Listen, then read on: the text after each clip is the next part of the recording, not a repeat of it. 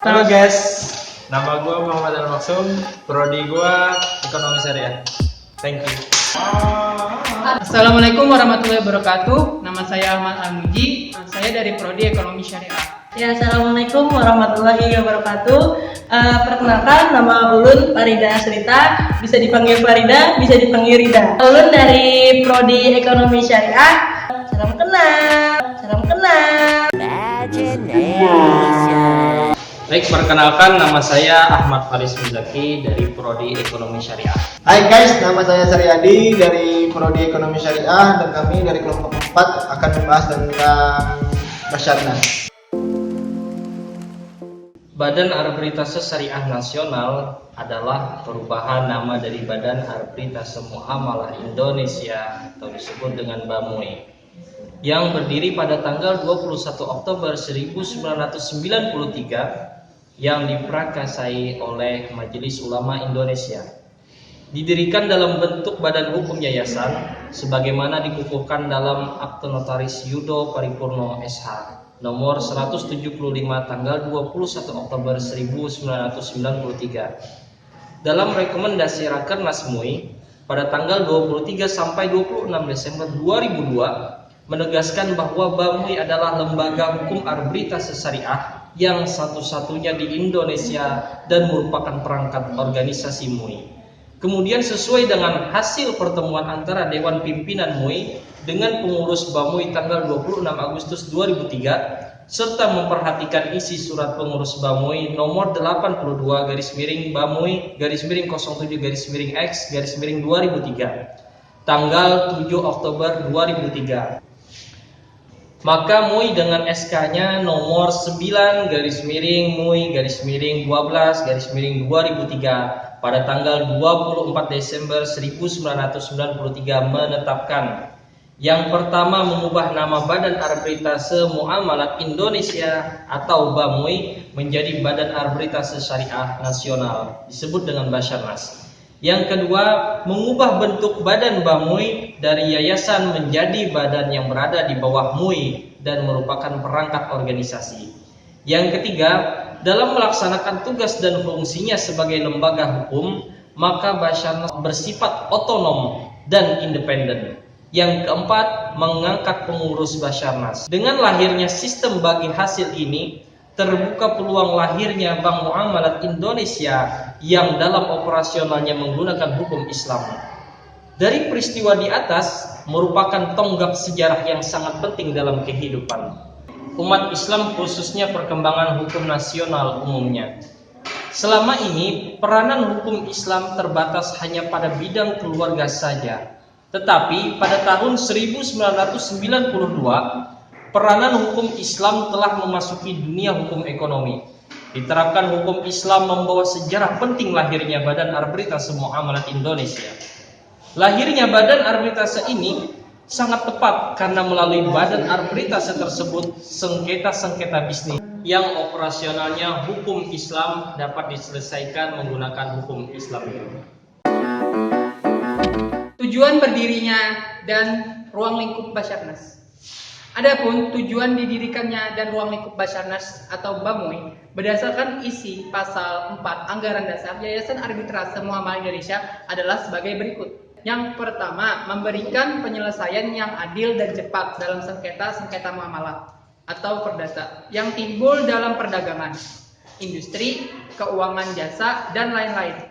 Kedua, menerima permintaan yang diajukan oleh pihak yang bersengketa dalam suatu perjanjian ataupun tanpa adanya suatu sengketa untuk memberikan suatu pendapat yang mengikat mengenai suatu persoalan berkenaan dengan perjanjian tersebut. Yang ketiga, adanya Basarnas sebagai suatu lembaga permanen berfungsi untuk menyelesaikan kemungkinan terjadinya sengketa perdata di antara bank-bank syariah dengan para nasabahnya atau para pengguna jasa mereka pada khususnya dan antara sesama umat Islam yang melakukan hubungan-hubungan keperdataan yang menjadikan syariah Islam sebagai dasarnya pada umumnya adalah merupakan suatu kebutuhan yang sungguh-sungguh nyata. Keempat, ruang lingkup Basarnas adalah semua lembaga, industri, jasa, dan lain-lain yang dalam operasinya menggunakan sistem syariah.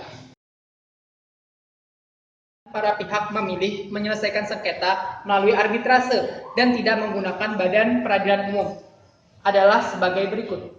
Yang pertama, kepercayaan dan keamanan arbitrase memberikan kebebasan dan otonomi yang sangat luas bagi para pedagang, pengusaha, dan investor, dan juga aman terhadap keadaan tidak menentukan dan ketidakpastian sehubungan sistem hukum yang berbeda. Yang kedua, keahlian arbiter. Para pihak yang bersengketa mempunyai kepercayaan yang besar terhadap keahlian arbiter dalam menyelesaikan sengketa. Mereka, karena para arbiter adalah orang yang ahli dalam fikih, hukum ekonomi, dan lain-lain. Ketiga, cepat dan hemat biaya. Dalam pengambilan keputusan pada Basarnas relatif lebih cepat dibandingkan pada peradilan umum dan biayanya lebih hemat. Yang keempat, bersifat rahasia. Arbiter bersifat tertutup karena berlangsung di lingkungan pribadi dan tidak umum. 5. Bersifat non-presiden. Dalam sistem hukum presiden mempunyai pengaruh penting dalam keputusan arbitrase. Umumnya tidak memiliki atau sifat presiden karena untuk perkara yang sama bisa saja dihasilkan keputusan yang berbeda. Keenam, kepekaan arbiter. Yang membedakan antara Basarnas dan pengadilan umum lainnya adalah kepekaan atau kearifan dari arbiter terhadap aturan yang akan ditetapkan arbiter terhadap perkara-perkara yang ditangani. Contoh perkara yang dapat diselesaikan oleh Basarnas seperti sengketa muamalat atau perdata yang timbul dalam bidang perdagangan, keuangan, industri, jasa, dan lain-lain secara adil dan cepat. Bila dicontohkan lebih spesifik seperti perkara berikut, perkara kredit macet antara seorang nasabah bank dan lembaga bank. Akibat adanya kredit macet, maka nasabah menggugat bank atau dapat sebaliknya, bank yang menggugat nasabahnya. Kemudian pihak yang menggugat mengajukan perkara tersebut ke Basarnas. Apabila perkara tersebut dapat diterima oleh Basarnas, maka para pihak harus mengikuti prosedur ataupun mekanisme yang telah ditentukan dan ditetapkan oleh Basarnas. Cara yang dilakukan Basarnas untuk menyelesaikan masalah perkara adalah sebagai berikut.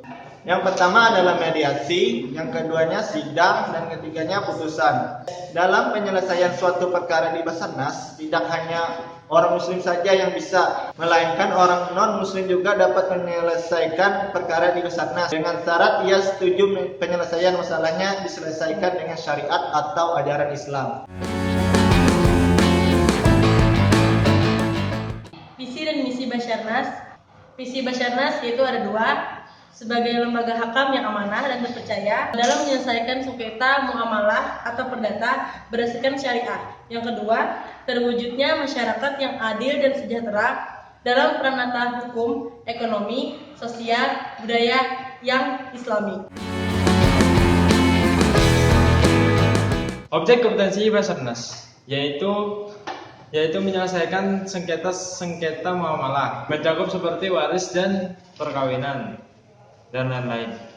Kompetensi objek sengketa arbitrase dalam UUA diatur dalam pasal 5 ayat 1 dan 2 yang berbunyi sengketa yang dapat diselesaikan melalui arbitrase hanya sengketa yang di bidang perdagangan dan mengenai hak yang menurut hukum dan peraturan perundang-undangan dikuasai sepenuhnya oleh pihak yang bersengketa. 2. Sengketa yang tidak dapat diselesaikan melalui arbitrase adalah sengketa yang menurut peraturan per-UUan tidak dapat diadakan perdamaian.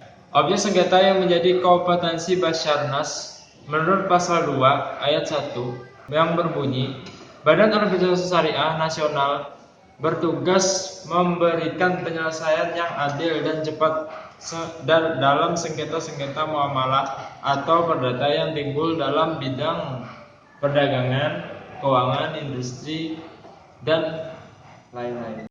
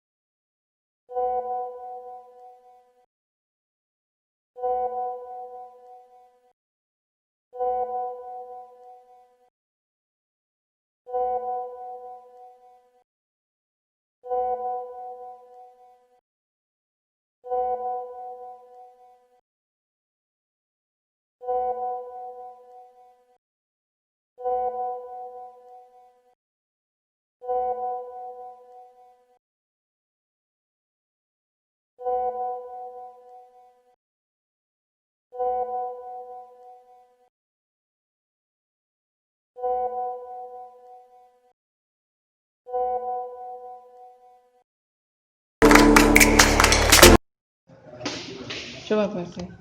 Tolong. Nah,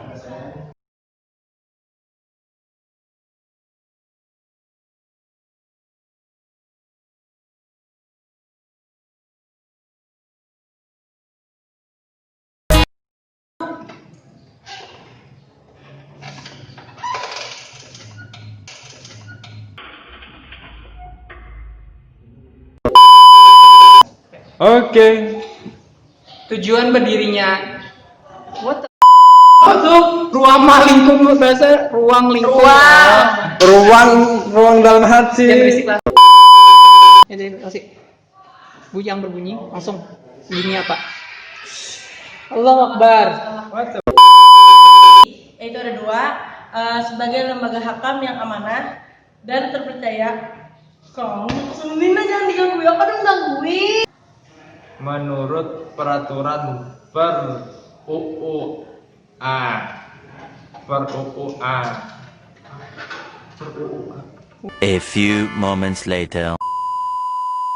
ya. Per UUA-an.